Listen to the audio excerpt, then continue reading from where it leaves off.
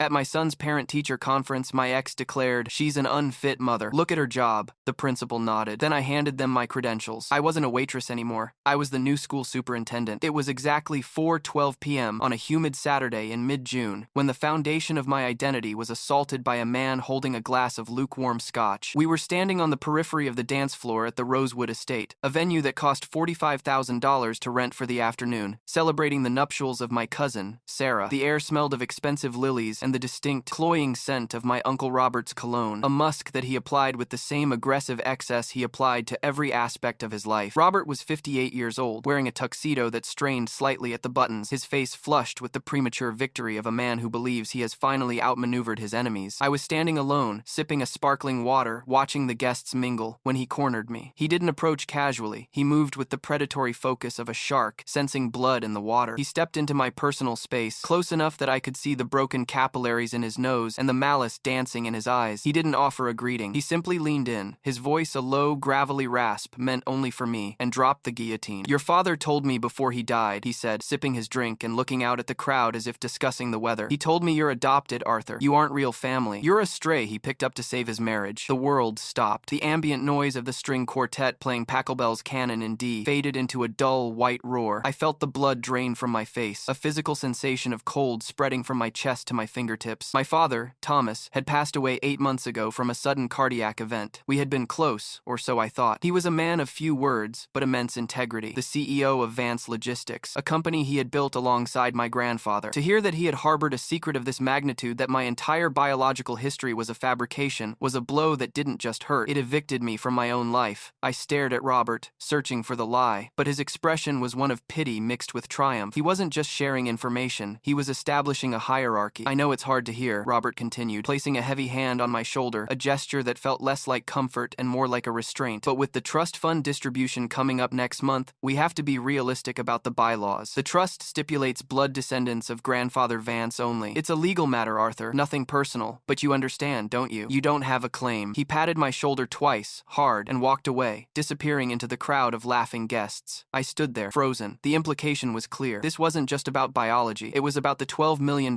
sitting in the Vance Family Trust, scheduled for distribution on July 15th. Robert, who had squandered 3 startups and was currently living off a stipend from the estate, was making a play for my share. If I was adopted, if I wasn't a blood descendant, I was entitled to 0% of the estate. I felt a wave of nausea so violent I had to steady myself against a high-top table. I was an imposter. I was a fraud. Every memory of my father, every resemblance I thought I saw in the mirror, was a lie. And then, at 4:17 p.m., my phone vibrated in the inner pocket of my suit jacket. It was a notification from GeniaTrace, the DNA ancestry service I had submitted a sample to 6 weeks ago. I had done it on a whim, mostly because Sarah had been talking about building a family tree for the wedding. I hadn't checked the app in days. I pulled the phone out, my hands trembling. The notification read, "Asterisk results ready. Your DNA analysis is complete. Review your matches." Asterisk. I unlocked the phone, my thumb hovering over the screen. I expected to see the confirmation of Robert's words. I expected to see 0 matches with the Vance name. I expected to see a stranger's lineage. I tapped the notification. The app loaded, the spinning wheel mocking my anxiety. The screen populated. I stared at the data. I read it once. I read it twice. I scrolled down to the close family section. There was a match. A 100% match for father was not listed, as my father's DNA wasn't in the system, but there was a match for first cousin. It was Sarah, the bride. We shared 12.5% of our DNA, exactly within the range for first cousins. I scrolled further. There was a match for grandmother, my father's mother, who had taken the test years ago before she passed. We shared 25%. I was a Vance. I was biologically related to my father, and by extension, my grandmother. Robert had lied. But then I saw the anomaly. The app had a feature called Parental Lineage Confirmation. It cross-referenced shared matches to build a tree. I looked at the matches I shared with Sarah. We shared the grandmother. But when I looked at the matches Sarah shared with me, there was a discrepancy in the grandfather's line. I clicked on a feature I had paid extra for, Advanced Sibling Analysis. I didn't have a sibling, but Robert was my father's brother, or so we thought. I had access to Robert's profile because he had bragged about taking the test 2 years ago to prove his pure European heritage to some club he wanted to join. I searched for his username. I found him. I looked at the shared DNA between myself and Robert. Standard uncle-nephew relationships share approximately 25% of their DNA. I looked at the number on the screen. It was 12.5%. That was the range for a half-uncle. I frowned, confusion warring with the adrenaline. If we were half relations, that meant we shared only one grandparent. We both matched with my grandmother. That was confirmed, which meant the mismatch was the grandfather. I stood in the middle of the wedding reception. The pieces of of the puzzle falling into place with the terrifying clarity of a forensic audit. My father was the son of my grandfather, the founder of Vance Logistics. I was the son of my father. We were the direct male line. Robert, however, shared DNA with the grandmother, but times not times the grandfather's lineage. Robert was the product of an affair. Robert was not a Vance. Robert was the one who wasn't blood related to the founder. The realization hit me with the force of a physical blow, but this time, it wasn't nausea. It was a cold, hard resolve. Robert had projected his own insecurity onto me. He likely knew, or suspected, that his lineage was questionable, and he had tried to strike first, hoping I would crumble, sign a settlement, and walk away before the truth came out. He had cornered me to tell me I wasn't real family, when in fact, by the strict terms of the trust he was so desperate to protect, he was the interloper. I pocketed the phone. I didn't storm over to him. I didn't scream. I didn't make a scene. That is what a victim does. I was no longer a victim. I was the executor of a new reality. I walked out of the Rosewood estate, ignoring the valet, and walked straight to my car. I sat in the driver's seat of my Audi, the leather cool against my back, and breathed for a count of 10. I needed a plan. I needed verification. A consumer DNA test was a strong indicator, but it wasn't a legal document. I needed a validator. I drove straight to the offices of Sterling & Associates, a private investigation firm specializing in high-asset probate disputes. I knew the owner, Marcus Sterling, from a security contract my father had hired him for years ago. It was Saturday evening, but Marcus picked up on the second ring. I told him I had an emergency regarding the estate. He agreed to meet me at his office in 45 minutes. When I arrived, Marcus was waiting with a pot of coffee and a legal pad. He was a man who dealt in facts, not emotions, which was exactly what I needed. I laid it out for him. I showed him the app. I showed him the trust bylaws, which I had saved on my phone. The language is specific, I said, pointing to Clause 4, Section B. Distribution shall be limited to the biological descendants of Harrison Vance, not legal descendants, not adopted descendants. Asterisk. Biological asterisk. Marcus adjusted his glasses, reading the text. And you believe Robert is the son of your grandmother and another man? The math says he is, I replied. I share 25% DNA with my grandmother. Robert shares 50% with her, but Robert and I only share 12.5%. If he were my full uncle, we should share 25%. The missing 12.5% is the grandfather. He doesn't have Harrison Vance's DNA. Marcus nodded slowly. This is nuclear, Arthur. If you prove this, Robert doesn't just lose his claim to the trust. He loses his identity. He loses his standing in the company. He loses everything. He told me I was adopted, I said, my voice steady. He tried to erase me, Marcus. I want you to dig. I want you to find out who his real father was. I want birth records, hospital logs from 1966. I want to know if my grandfather knew. I want everything. It will cost you, Marcus said. Rush job, weekend rates, forensics. I don't care about the cost, I said. I care about the truth. I spent the next 48 hours in a state of hyper-focused activity. I didn't sleep. I went back to my apartment and turned it into a war room. I pulled every family photo album I possessed. I looked at pictures of Robert and my father. They looked nothing alike. My father was tall, broad-shouldered, with the dark hair and blue eyes of Harrison Vance. Robert was shorter, stockier, with brown eyes and a nose that didn't match anyone in the Vance portraits. We had always chalked it up to him taking after the grandmother's side. Now, I knew better. I began to draft the timeline. My grandmother, Eleanor, was a socialite in the 60s. There were rumors, always whispers at cocktail parties about her vibrant social life, but my grandfather adored her. He had either never known or chosen to ignore it. But the trust was written by my grandfather's lawyers after he died. It was specific, cruelly specific. Biological descendants of Harrison Vance. Had he known? Had he written it that way as a failsafe, a time bomb set to go off decades later? On Monday morning at 8 a.m., Marcus called. I found something, he said. I have a contact at the records office in the city archives. We pulled the original birth certificate for Robert, the one that was sealed. And, I asked, gripping the phone, father is listed as unknown, Marcus said. Harrison Vance is listed on the amended certificate filed 3 years later, but on the original application, unknown. And Arthur, I found a medical file from the family doctor, Dr. Henderson, who is long dead, but his archives were donated to the university. There's a note in Eleanor's file from 1965. Patient confirms conception date during Harrison's trip to Tokyo. Concerns regarding paternity. That's the smoking gun, I whispered. It's circumstantial, Marcus corrected, but combined with the DNA test, it's enough to petition the court for a court-ordered paternity test for Robert as a condition of the trust distribution. Do it, I said. Draft the motion, but don't file it yet. I want to look him in the eye when I drop this. Arthur, Marcus warned. Robert is desperate. He's leveraged. I ran a credit check on him. He owes $4 million to private lenders. He's banking on this distribution to save his kneecaps. If you take this away from him, he will be dangerous. He tried to take my father from me, I said. He's already dangerous. I'm just taking away his ammunition. I hung up. I sat in my study, the morning light filtering through the blinds. I thought about the wedding. I thought about the way he smiled when he told me I wasn't real family. He had been projecting his own terror onto me. He must have known, or at least suspected, his entire life, and instead of dealing with it, he decided to cannibalize his brother's son. I needed one more piece of evidence. I needed to confirm the adoption lie was purely his invention. intervention. I called the family attorney, Mr. Abernathy, a man of 80 who had managed my father's affairs for decades. Mr. Abernathy, I said when his secretary put me through, I have a strange question. Did my father ever discuss adoption proceedings with you regarding me? Abernathy laughed, a dry, crackling sound. Adoption? Arthur, you were born at Mercy General at 3 a.m. I drove your father to the hospital because his hands were shaking too hard to drive. I saw you come out. You looked exactly like him. Who told you such nonsense? Robert, I said. The line went silent. Robert, Abernathy repeated, his tone shifting to ice. Arthur, you need to come to my office. There are complexities regarding Robert that your father kept hidden to protect his mother's memory. If Robert is making moves, the pact of silence is broken. I'll be there in 20 minutes, I said. I drove to Abernathy's office with the windows down, letting the city noise wash over me. I was building a fortress of facts. Item 1, the DNA test. Item 2, the birth certificate anomaly. Item 3, the medical notes. Item 4, the eyewitness testimony of my birth. Robert had nothing but a lie and a glass of scotch. When I arrived at the law firm, Abernathy looked grave. He pulled a file from his safe. Your father knew, he said. He knew Robert wasn't his full brother. Harrison told him on his deathbed. But Harrison made your father promise to look after Robert, to treat him as family. Your father honored that promise. He gave Robert money. He gave him jobs. He cleaned up his messes. He carried the weight of that secret for 30 years. And Robert repaid him by trying to disinherit his son, I said, flipping through the documents. Greed does terrible things to men, Abernathy said, especially men who feel entitled to things they haven't earned. But Arthur, you must understand, if you expose this, you destroy the family name, the scandal, Eleanor's reputation.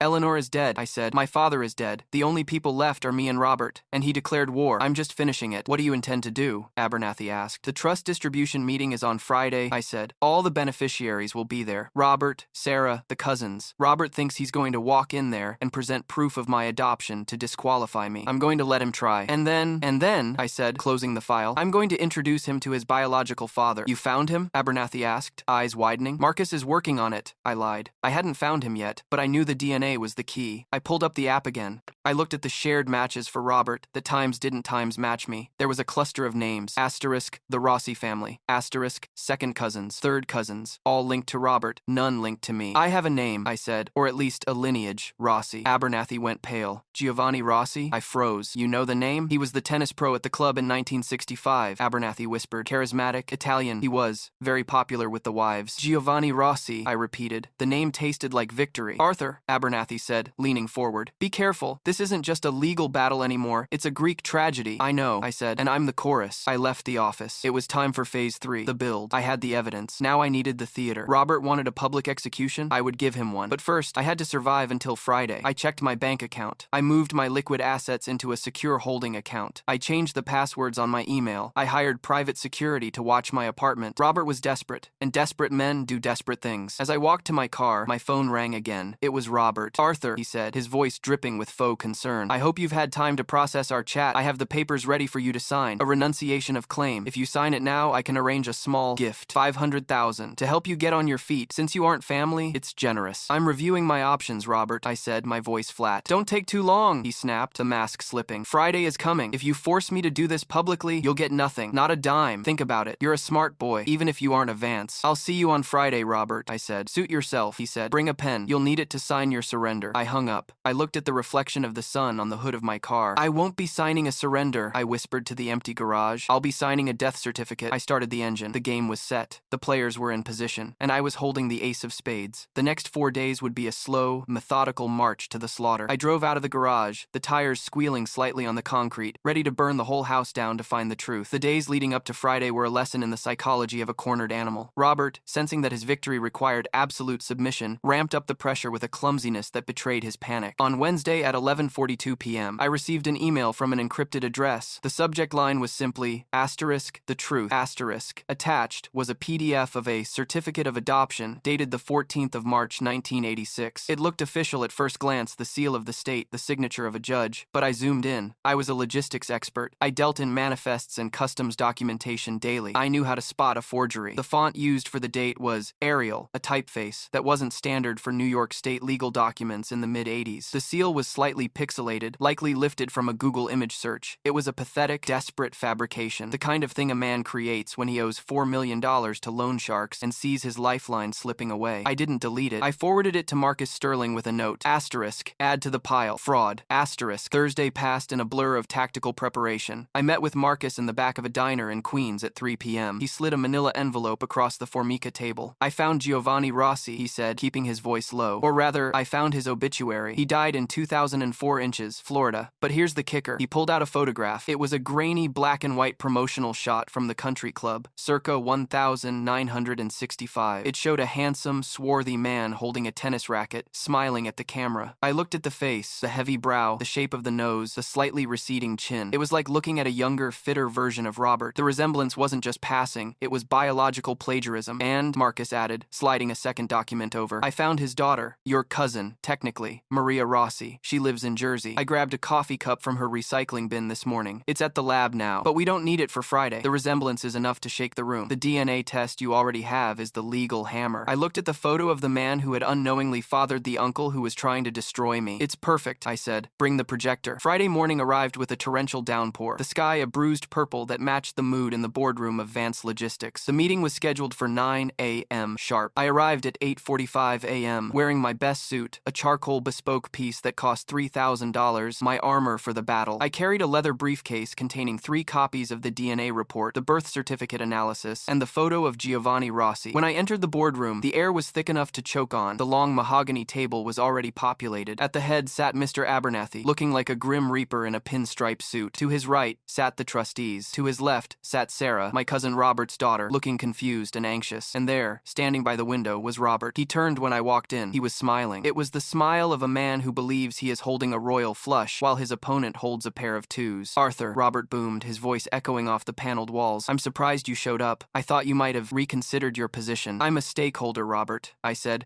placing my briefcase on the table with a heavy thud. I don't miss board meetings. Stakeholder, Robert chuckled, shaking his head. He looked at the other trustees, performing for his audience. That's a generous term. Shall we get started? I have a tea time at noon. We took our seats. Abernathy cleared his throat, his eyes darting between me and Robert. We are here to authorize the decennial distribution of the Harrison Vance Trust, he began, his voice quavering slightly. The total distributable amount is $12,450,000. The beneficiaries are defined as the surviving biological descendants of Harrison Vance. Excellent, Robert interrupted, leaning forward. Before we proceed to the numbers, Mr. Abernathy, I have a procedural matter to address, a matter of eligibility. The room went silent. Sarah looked at her father. Dad, what are you doing? I am protecting the integrity of this family, sweetheart, Robert said, patting her hand. He reached into his jacket and pulled out a document. It was the forged adoption certificate. He slid it down the table toward Abernathy. It has come to my attention, Robert announced, his voice dropping to a theatrical baritone, that Arthur Vance is not, in fact, a biological descendant of Harrison Vance. He was adopted by my late brother Thomas in 1986. This document proves it. Therefore, under Clause 4, Section B of the trust, he is ineligible for distribution. His share should revert to the remaining biological heirs, namely, myself and my daughter. Abernathy picked up the document. He didn't look at it. He looked at me. Arthur? He asked. I didn't stand up yet. I stayed seated, leaning back in my chair, watching Robert. That document is a forgery, Robert, I said calmly. The date is wrong. The judge listed didn't preside in family court in 1986, and the seal is a JPEG, ATI. It's an official copy, Robert snapped, slamming his hand on the table. My brother told me the truth. You are a stray, Arthur. You have no Vance blood in you. You are trying to steal money that belongs to my bloodline. Your bloodline, I repeated. I stood up then. That's an interesting choice of words, Robert. I walked to the front of the room. I didn't look at Robert. I looked at Sarah. Sarah, I took a DNA test 6 weeks ago. You recall? You asked me to. Yes, Sarah whispered. For the family tree. I got the results, I said. I am a Vance. I match our grandmother, Eleanor, by 25%. I match you by 12.5%. I am Thomas's son. Lies, Robert shouted, standing up now, his face turning that dangerous shade of red. He tampered with the test. However, I continued, ignoring him and turning to the trustees. There was an anomaly in the results, a mathematical impossibility regarding my uncle. I signaled to Marcus, who had slipped into the back of the room. He connected his laptop to the room's large monitor. The screen flickered to life. It displayed a chart. This, I said, pointing to the screen, is the genetic relationship between a nephew and a full uncle. They should share 25% of their DNA, roughly the same as a grandparent. The chart changed. It showed the actual numbers from Genea Trace. This is the shared DNA between myself and Robert, I said. 12.5%. That is the percentage shared by half-siblings, or, in this case, a half-uncle. The room was deadly silent. Robert was staring at the screen, his mouth opening and closing like a fish on a dock. "This is nonsense," he sputtered. "What are you saying?" "I'm saying that we share a grandmother, Robert," I said, my voice cold and precise. "We both share Eleanor's DNA, but we do not share a grandfather. I match the Vance lineage through my father. You do not." "How dare you!" Robert screamed, lunging toward me. Two security guards, hired by Abernathy at my request, stepped forward to block him. "I am Harrison Vance's son. I am the patriarch of this family." "No, Robert," I said. "You aren't." I clicked the remote. The photo of Giovanni Rossi appeared on the screen, blown up to 4 feet high. The resemblance was catastrophic. It was like looking in a mirror. The same eyes, the same jaw, the same hairline. "This is Giovanni Rossi," I said. "He was the tennis pro at the club in 1965, the year before you were born. Medical records from Dr. Henderson's archives, which I have here, confirm that our grandmother had concerns about paternity during her pregnancy with you. Harrison Vance is listed on your birth certificate, yes, but biologically, you are a Rossi." Sarah gasped, her hand flying to her mouth. She looked at the photo, then at her father. She saw it. Everyone saw it. This is slander," Robert whispered, bracing himself against the table. "I'll sue you. I'll ruin you." "You can't sue math, Robert," I said, "and you certainly can't sue the trust bylaws. Biological descendants of Harrison Vance." That was the specific language grandfather used. He knew, or he suspected. That clause wasn't there to exclude adopted children, Robert. It was there to exclude times you asterisk. Abernathy cleared his throat. He looked at the trust document, then at Robert. "Mr. Vance." "Robert," he corrected himself, the title stripping away in real time. "If these findings are accurate, and I have reason to believe Arthur has been thorough, you are not a beneficiary of this trust. In fact, you have never been a valid beneficiary. The distributions you have received over the last 20 years, strictly speaking, they are actionable." Robert looked at Abernathy with pure terror. "Actionable? I spent it. It's gone." "That's not our concern," I said. "Our concern is today's distribution. You are out, Robert. You aren't family. Not by blood. And after what you tried to do to me, not by loyalty either." Robert looked around the room. He looked at the trustees, who were averting their eyes. He looked at his daughter. "Sarah," he pleaded. Tell them this is crazy." Sarah stood up slowly. She was holding her phone, looking at the app, looking at the shared matches I had pointed out to her days ago, but she hadn't understood until now. She looked at her father. She saw the desperation, the cruelty, and the lie that had been his entire existence. "It explains why Grandpa was always so distant with you," Sarah said softly, "and why you hated Arthur's dad." "Sarah, don't," Robert begged. "I'm sorry, Dad," she said. She looked at me. "Arthur is right. The numbers don't lie." Robert collapsed into his chair. He didn't scream anymore. He just deflated. The arrogant patriarch was gone, replaced by a frightened man who owed $4 million and had just lost his only means of paying it. "Security," Abernathy said, his voice quiet but firm. "Please escort Mr. Rossi from the building." Robert flinched at the name. Asterisk, Mr. Rossi. Asterisk. It was the final nail. He stood up, shaky, his face gray. He didn't look at me. He walked to the door, flanked by the guards. As he reached the threshold, he turned back. "I was his son," he whispered. "He raised me." "He did," I said, "and you repaid him by trying to destroy his true lineage. Goodbye." Robert. The doors closed. The silence in the room was heavy, but it was clean. The rot had been excised. "Arthur," Abernathy said, breaking the spell. "With Robert disqualified, the distribution changes. The entirety of the 12 million falls to the biological line. However, Sarah, strictly speaking, as Robert's daughter," I looked at Sarah. She was crying silently. She was innocent in this. She was a Rossi by blood, yes, but she hadn't tried to destroy me. She hadn't forged documents. She hadn't declared war. "Pause the proceedings," I said. "I need a moment with my cousin." I walked over to Sarah. "You didn't know," I said. "No," she shook her head. "I swear, Arthur, I didn't know." "I know," I said. "And unlike your father, I don't believe biology is the only thing that makes a family. But the trust is specific. You can't inherit from Harrison." "I know," she said, wiping her eyes. I'll be okay. I have my job. I'm not like him. We'll figure something out," I said. "But for now, the law is the law." I went back to the head of the table. "Proceed, Mr. Abernathy. Distribute the funds to the sole biological beneficiary." Abernathy nodded. "Very well. The full amount of $12,450,000 will be transferred to Arthur Vance." I signed the papers. My hand didn't shake. I watched the signatures dry. I had won. I had protected my father's name. I had secured my legacy. But as I walked out of the boardroom an hour later, the check for $12 million digitized in my account, I didn't feel elated. I felt a deep exhaustion. I walked to the elevator. Marcus was waiting for me in the lobby. "It's done?" he asked. "It's done," I said. "He's gone." "And the Rossi connection?" Marcus asked. "Do you want me to keep digging? Find out if there are other relatives?" "No," I said. "Close the file. I know who I am. That's enough." I walked out into the rain. The storm had broken, leaving behind the smell of wet pavement and ozone. I got into my car. My phone buzzed. It was a text from Robert. Asterisk. "You think you won, but you created a monster. I have nothing left to lose." Asterisk. I stared at the screen. The resolution phase was supposed to be peaceful, but Robert wasn't just a defeated enemy. He was a desperate one, and I had just taken his last lifeline. I realized then that while the legal battle was over, the war might just be entering a darker, more volatile phase. I started the car, locked the doors, and checked the rearview mirror. I wasn't just watching traffic anymore. I was watching my back. The weeks that followed were a study in the slow disintegration annihilation of a human being. Robert didn't disappear quietly into the night. He imploded, stripped of the Vance name and the stipend that came with it. His creditors descended with the speed and mercy of locusts. He filed for bankruptcy 3 weeks after the meeting. His house in the Hamptons was seized. His membership at the club where his biological father had once taught tennis was revoked. It was a total system failure. I watched it from a distance. Through the reports Marcus continued to file. I didn't intervene. I didn't gloat. I simply existed in the quiet reality of my own vindication. I used a portion of the trust money to buy out the remaining shares of Vance Logistics that had been held in Robert's name assets that were now liquidated by the bankruptcy court. I bought them at a discount. It was the final consolidation of power. I was now the sole owner of my grandfather's legacy. One afternoon, 6 months later, I was sitting in my office, the corner suite that used to belong to my father. Sarah came to see me. She looked different, lighter perhaps. She had distanced herself from Robert, refusing to be pulled down by his undertow. "He's leaving," she said, sitting in the chair opposite my desk. "He's moving to Costa Rica. Some scheme with a friend. He wanted me to ask you for money, for a plane ticket." "And what did you tell him?" I asked, leaning back. "I told him to ask the Rossis," she said, a small, sad smile touching her lips. I opened my drawer. I pulled out an envelope. Inside was a check for $50,000. I slid it across the desk. "This isn't for him," I said. "This is for you. A down payment. You mentioned you wanted to start your own design firm. Consider it an investment from a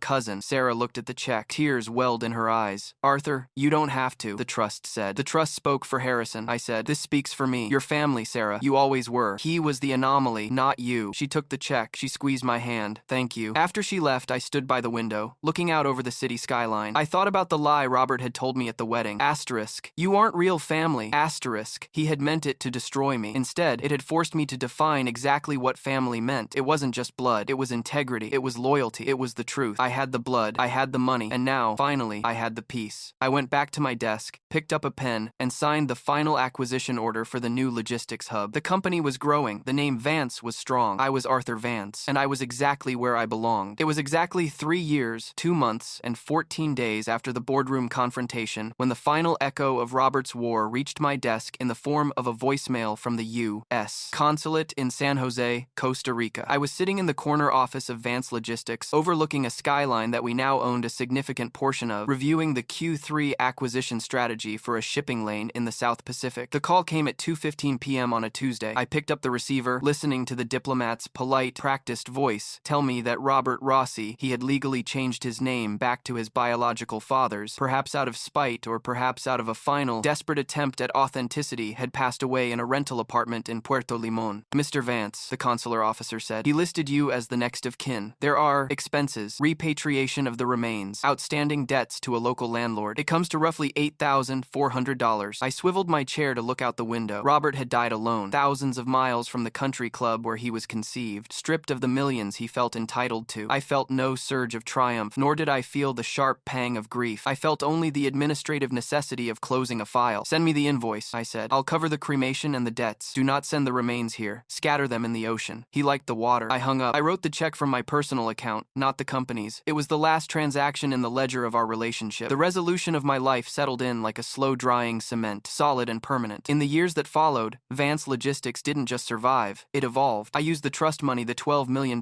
Robert had tried to steal, to modernize our fleet, moving us away from diesel and into sustainable electric haulage. I rebranded the company, dropping the old, stuffy serif font for something clean and modern. The press called me a visionary. They didn't know I was simply a man who had been forced to audit his own existence and found that efficiency was the only defense against chaos. Sarah was the only part of the old regime I kept. The $50,000 check I had given her became the seed money for Rossi Design Group. She kept the name. She wore it like a badge of honor, reclaiming it from the shame her father had tried to bury. We met for lunch once a month at the same Italian restaurant, a neutral ground where we broke bread and talked about everything except Robert. "I'm landing the contract for the new library," she told me, one rainy November afternoon, 5 years after the explosion. She looked vibrant, her eyes clear, wearing a coat she had bought with her own money. "It's a $2 million project. Arthur, I'm hiring 3 new architects." "I knew you would," I said, pouring her a glass of Barolo. "You have the eye. You always did." "I visited his grave," she said suddenly, the conversation pivoting. The spot in the ocean where you had him scattered. "I went down there last month." I paused, my fork hovering over my risotto. And I forgave him," she said. "Not for what he did to you, but for what he did to himself. He spent his whole life pretending to be a Vance because he thought the name was the only thing that gave him value. He didn't realize the value was in the work. He was a man of equity, not labor," I noted. "He wanted the dividend without the investment." "Are you happy, Arthur?" she asked, looking at me with that piercing intensity that she shared with our grandmother. I thought about the question. Happiness was a metric I rarely tracked. I tracked growth. I tracked stability. I tracked truth. I am content, I said. I know who I am. I know who my father was. And I know that when I walk into a room, I belong there. That is enough. Later that evening, I drove to the family cemetery plot in upstate New York. It was a private, walled garden where Harrison Vance, Eleanor, and my father, Thomas, were buried. There was an empty space next to Thomas where Robert would have gone had he not tried to rewrite history. I stood there in the cold twilight, the wind rusting the autumn leaves. I looked at my father's headstone. Thomas Vance, beloved father, man of integrity. He had kept the secret of Robert's parentage for 40 years to protect his mother. He had carried the weight of a brother who wasn't a brother, supporting him, loving him, right up until the end. Robert had called me not real family, but standing there, I realized that Thomas had defined family not by biology, but by the burden he was willing to carry for them. I placed a single white rose on my father's grave. The books are balanced, Dad, I whispered into the silence. The account is closed, the company is safe. I turned and walked back to my car, the gravel crunching under my feet. I checked my phone. I had 3 emails from my operations director, and a text from a woman I had started seeing, a contract lawyer, who liked jazz and didn't care about my last name. Dinner at 8, she wrote. I typed back, I'll be there. I got into the car and drove out of the cemetery gates. I didn't look back at the empty space where Robert wasn't. I looked forward, at the road illuminated by my headlights, cutting a clear, straight path through the dark. I was Arthur Vance. I was the CEO. I was the survivor. And for the first time in a long time, the silence in my head wasn't waiting for the other shoe to drop. It was just peace.